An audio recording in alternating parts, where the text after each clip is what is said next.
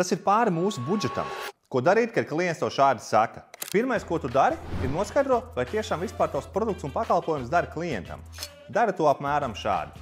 Jā, nav problēma, pilnībā saprotu. Noliekam budžetu maliņā uz mirklīti. Vai šis produkts un pakalpojums varētu būt īsta atbilde priekš jums, lai jūs varētu?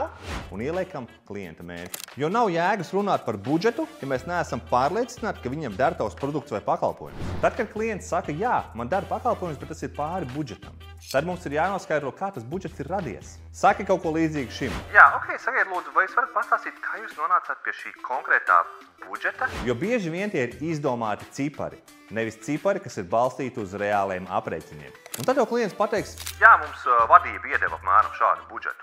un tu vari viņam teikt, Ok, pilnībā saprotu.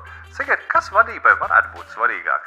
Tomēr iekļauties šajā budžetā vai tiešām sasniegt mērķi? un šādi tu pamainīsi to, kā klients vispār domā par budžetu. Spiedz save un izmanto nākamreiz, kad klients tev saka, ka tas ir pāri viņa budžetam.